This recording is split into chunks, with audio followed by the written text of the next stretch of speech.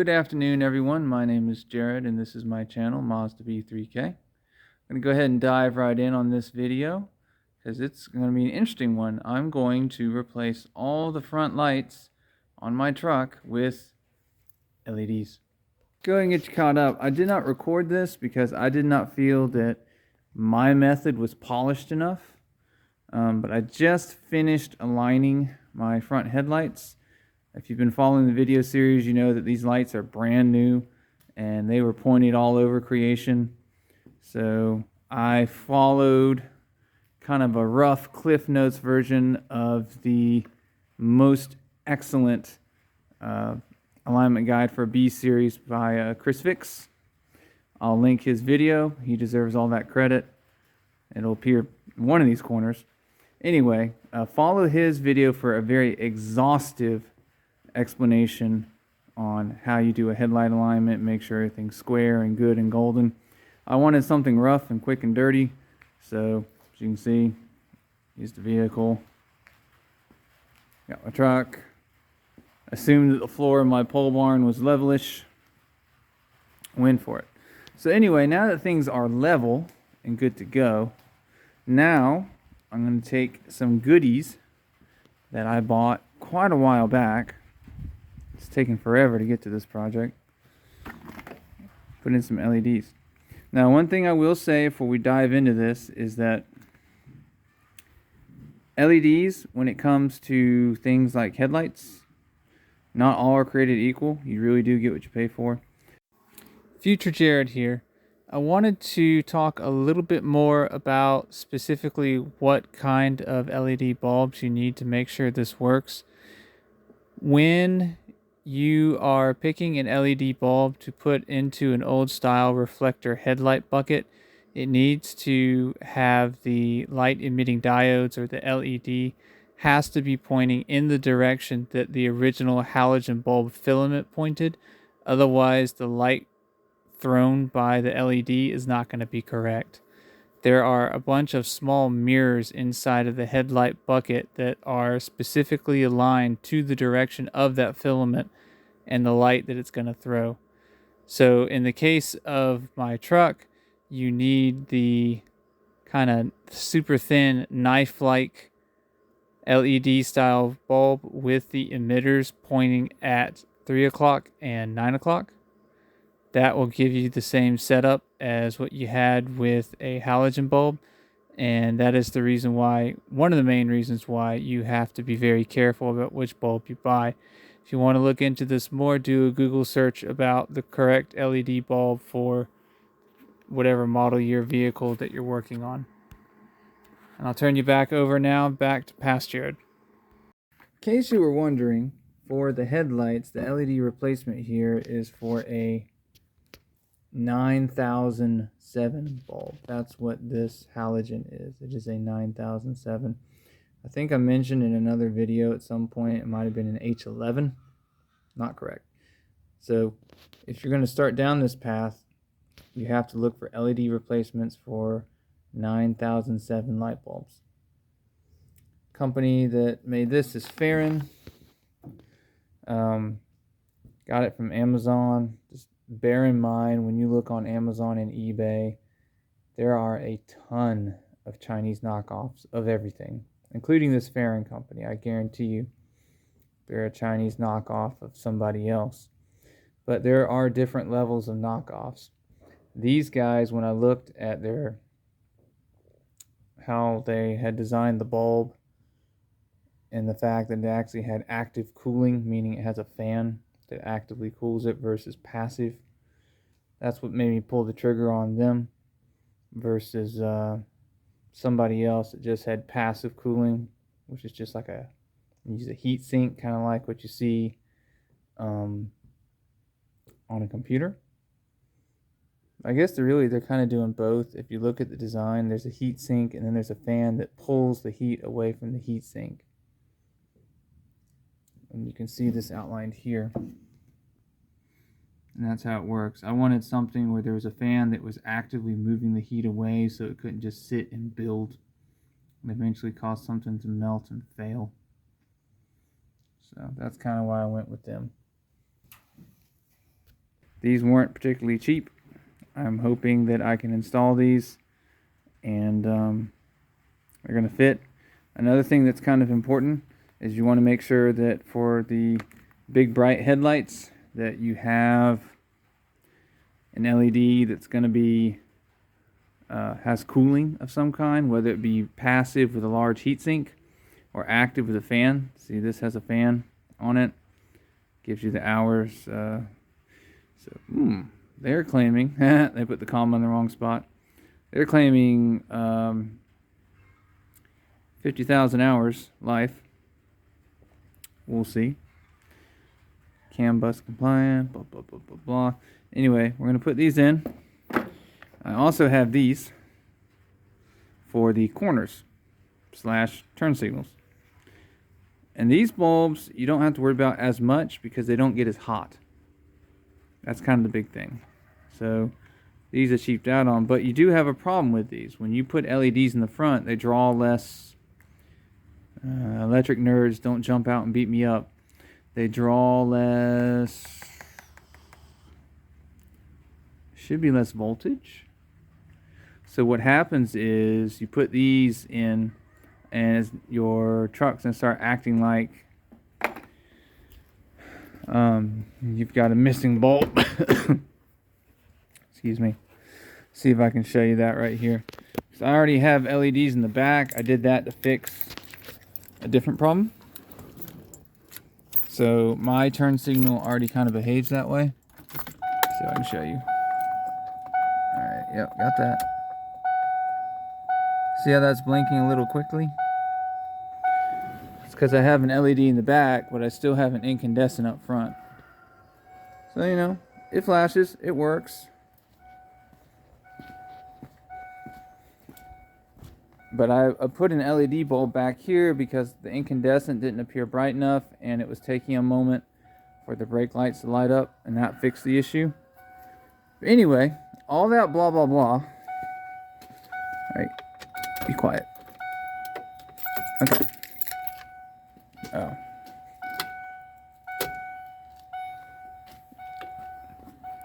Hush. Oy oy oy. All that blah blah blah is to say you need to add some load in the circuit to make it mimic an incandescent, and then your blink speed will slow back down to normal.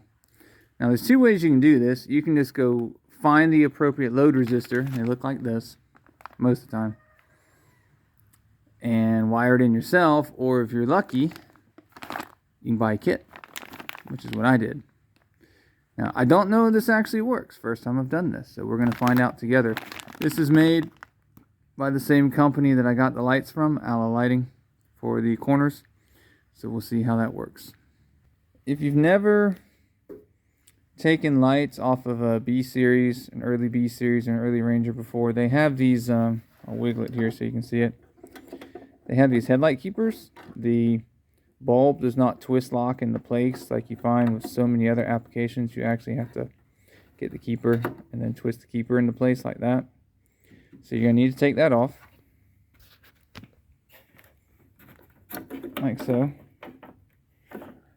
And then once you have that loose, bulb come right out. Like so.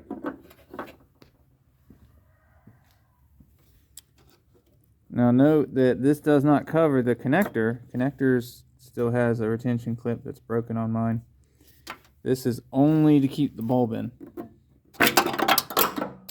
Wow, that was really bad. And I'd already set this one over here. So did it break? Let's see. It did not. Sweet. Because these are brand new. And if I need to fall back, I kind of need them. Alright, let me get everything unboxed and then we'll go from there. Alright, here's the goods. We have an LED bulb with a heat sink, a fan installed,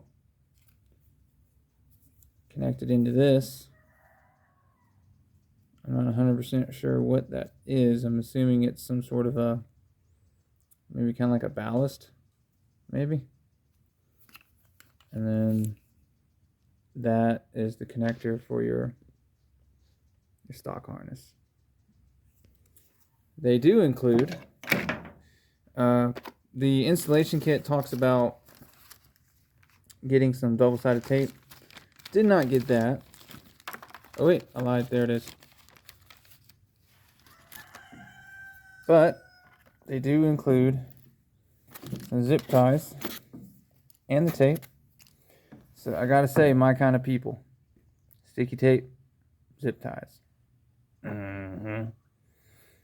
Alright, so they recommend that when you do bulb installation that the LED emitters, which are these yellow guys right here, are installed at 3 o'clock and 9 o'clock, which means that if we're plugging in the bulb, you're going to be like this. The emitters are going to face out to the sides. So I'm going to try to get all this in, do a test fire, see what we get. Alright, after a ton of thinking, pondering, a little bit of swearing, I figured out how to get things installed. So first, let me show you a comparison. I have put the LED on the driver's side, and I reconnected the original halogen on the passenger. Night and day. Night and day. So there you go. I don't know if you can hear it, but the little fan spun up. I managed to make everything work with the original retainers, and I managed to get the LED in the 3 and 6 position. And I've got everything set up. I don't have the little ballast box set up yet. I gotta clean a spot and then put down some tape and hold it in. But what I found out was basically, and I'll show you on this one because this was my first attempt and I screwed up, and now I'm gonna have to fix it. There is a wire that sticks out the side. You can see the wire there. Feeds back into the connector in the box.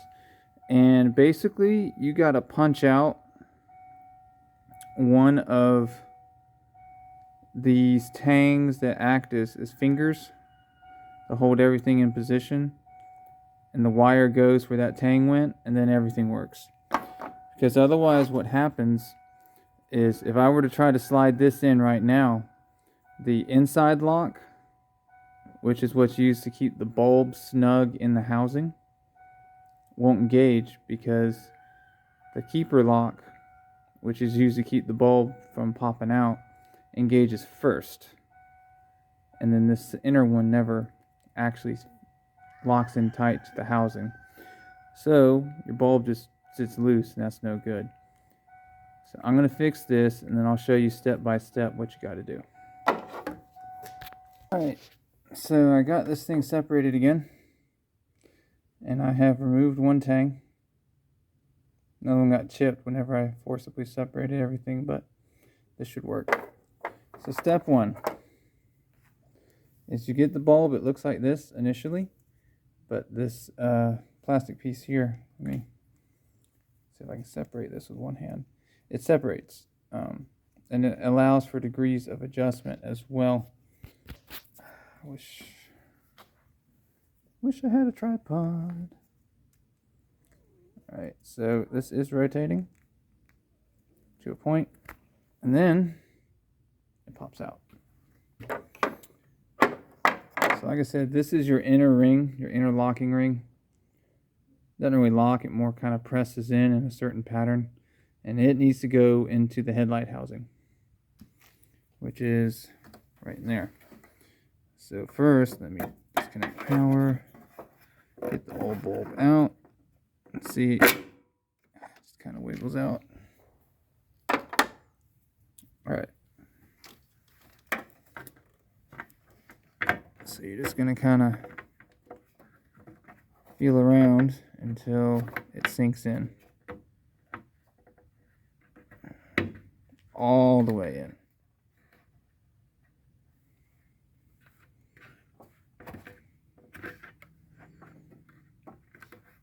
Like so.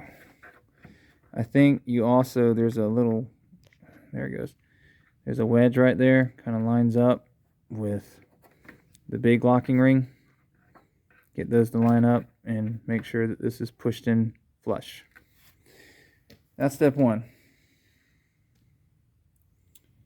Step two is we need to try to get this inserted with the chips at 3 and 6, as I mentioned earlier. So if you're imagining we're behind the headlight, it would be like this.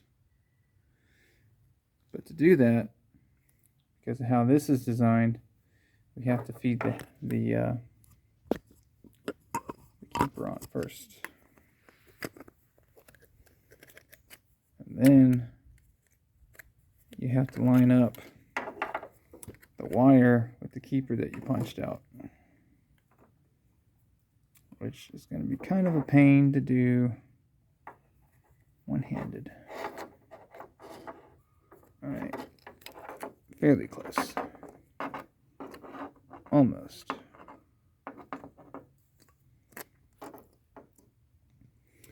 Okay, and then you're going to take this and you got to feed the whole thing. You really need two hands to do this, so I'll do it properly and off camera because I don't have the hands to do it right now. But you feed the whole thing to your headlight housing. The bulb, you're going to have to kind of wiggle it and squiggle it until you can peek through here. And you can see where the bulb's positioning is. See that? Get it to where it locks in 3 and 6, like so. And then your next challenge is, once that is done, to feed the keeper, like I just did, and then lock it in position. Let's see here. Apologize. Got just certain areas of the headlight that actually let you see what you're doing. See, we're in the totally wrong position right now. So we need to kind of spin it around. And it kind of feels like it wants to go. Yeah. Okay, so we are roughly at 3 and 6. We're not quite there, but we're close. Okay, that's pretty much 3 and 6. And so then we take the keeper and lock it in. And then we check our bulb. And we find, if I can get this right again. There we go. That we're not quite 3 and 6, but really close. But notice it is locked in. It's not going to rotate on us or anything. So that's how you do it. And I'm probably going to fiddle with it slightly so that it's exactly at 3 and 6. But that's how we do it. And then I'll bring you back whenever I attach the ballast. I think they're ballast boxes. Show you where I'm going to attach those. I'm going to use double-sided tape. And let me spin this around so that I do editing later. It doesn't look goofy. So we've got the headlight aperture there, or the hole, sorry. And I'm going to put it probably either right there or to the other side. There's no room over there. But I'll probably use some double-sided tape and stick it somewhere in here. Bring you back when I have that done. If you've never worked with kind of automotive tape or double-sided tape before, basic rule of thumb is you got to treat tape like glue. And when you glue things together, you want to glue the two things that you want to glue together, not something in the middle, like dirt. So I'm almost out here, but take some kind of a cleaning solution. I like using cleaning alcohol or isopropyl alcohol. Clean your target, both sides. So I'll clean the box even though it's brand new. And I'll clean the inside of Victoria here where I'm going to do it. Stick it in, get that nice and clean, let it dry, then stick it, put pressure on it for a good 30 seconds or so, let go, see what happens. Guys, you can see I've got, this is the driver's side. So I used the double-sided tape, mounted they call it a driver, according to the company. Got that mounted right there. And then this one should be easier to see. Let's see. Where did I put it? Oh, there it is. So I got that one stuck right there. I just kind of mounted them in the positions where the wires felt the most natural, so it would put the least amount of pressure on it. So the main headlights are done. Now move on to the corners. Please ignore the dinging there, but I want to show you. That's supposed to be the turn signals engaged. I've got the new corner LED installed without the resistor. And it may be hard to tell, this is trying to light up. It's weak, it's flickering, it no worky, and I flipped it to make sure this wasn't a polarity problem. And it needs that resistor, otherwise it's just not going to work right. And in case you are pursuing this for yourself, these are a replacement for bulb type 3157. So let me work on getting this in, and then we'll see what it looks like. Good evening, everybody. I'm back. Welcome to this very special night edition Mazda B3K. So pick things back up where I left, and where we left off was I was getting ready to install this corner light kit. I had shown that the light did not work at all, really, without the ballast resistors installed, or just resistors, load resistors, these guys. And so I got everything hooked up on the other side, and then the light just stopped flashing, and then I lost my turn signals. So it turns out my relay, this fella, had bit the dust. I don't know how old it was, but it went bye-bye. This is a 12 amp model. So I went to the local O'Reilly's and I picked up a 20 amp. They're a bit longer, but it still fits. So I'm gonna have to cut a hole in my fuse plate to make it look all pretty. But anyway, I plugged that in, I was back in business, and it works great. So not only does it give you a nice, really bright turn signal, replacing this with a heavier duty one actually fixed the pulsing, I guess you'd call it, the flashing rate. So I don't flash fast anymore, I flash normal, which is great. One thing to note, and I found this out the really hard way this evening, because I realized that I had not adjusted my headlights correctly. Again, go watch Chris Fix's video. It explains all the stuff that I screwed up on, which is why I did not make a video about it. These resistors on the light that's in use get really, really hot, burning to the touch hot. Ask me how I know. So there's two here, right? There's one for use for turns, and there's one for use for the corner. And whichever one is currently in use, it heats up and it stays hot. So yeah, works great, gets toasty. If you can, you're going to want to use these ears to tack this to a chunk of metal somewhere in there around the light. And on the driver's side, there's hardly any room to do anything. So because of the way this is wired up, unfortunately, this isn't like a long harness that's tangled up. The way they did the wiring, it's more like a double loop. So I just had to kind of cram everything in there on the driver's side.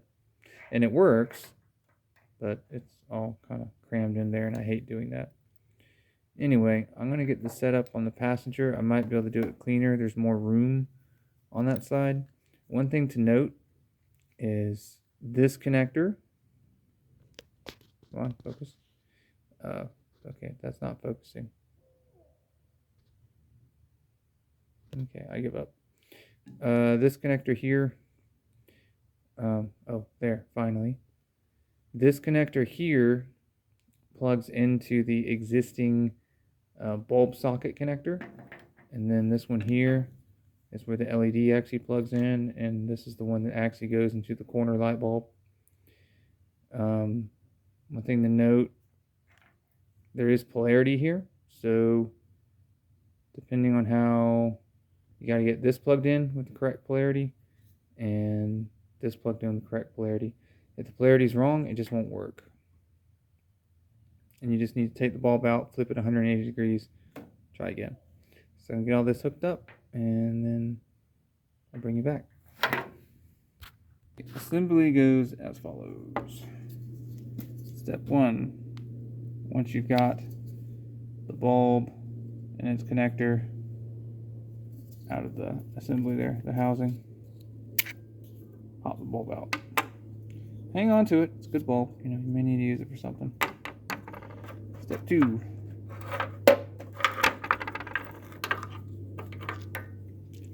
Go ahead, take this, plug it in. Alright, cool. Then we get this moved so it does not fall and break. That would make me very sad. Alright, step 3. Mosey on over here. Sorry.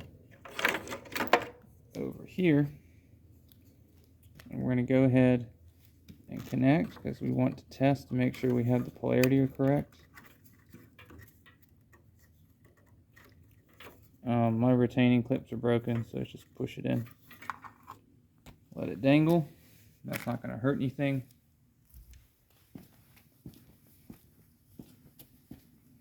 Come over here. Do that.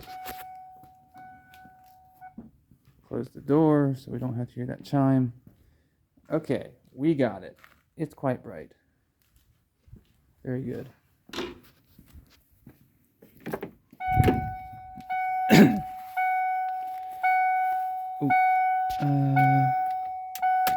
Alright, hang on. I gotta go get my keys. Keys acquired. Alright, and we need that so we can do this. So then we can do this. Look at that. Then we will do this to make it be quiet. Alright, notice we're not really flashing, so that tells me that the bulb's probably in there backwards. Polarity's wrong. But our rear's flashing like it's supposed to, which is a good thing. Alright, hang on. Let me use both hands for this. And voila. So it turns out that the bulb's polarity did not matter in this case. What did matter, though, is the polarity of the wire going into the old bulb connector. I had that flipped, and which is why the turn signal was not working. Alright, so we turn that off. And then we're going to check to make sure our corner is still working. And indeed it is. So we got it. At this point we can stuff everything in and we'll call it golden. So I'll bring you back when I have that done. When you are all done, your corners will look like this.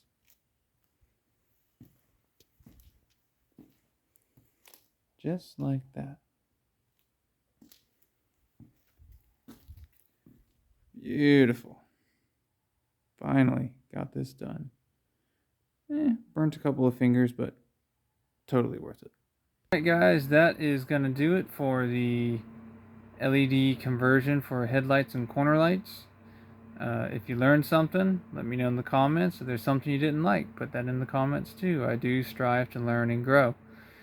So, please also like, share, and subscribe. That helps to grow the channel so that eventually I can monetize it and maybe start getting some other vehicles in that people can request that I can do repair videos on. Until then, later. This is my testing rig here. Essentially, You get up close, you make your marks, come back 25 feet, and then you adjust the meat of the beam to be below and to the right, which is what I've done on both. I'm hoping this is going to work a lot better. Had some pretty unhappy drivers when I went for a test drive earlier. My apologies if any of you stumble across this video. And that's what your main beams are going to look like when all is said and done. So, noise.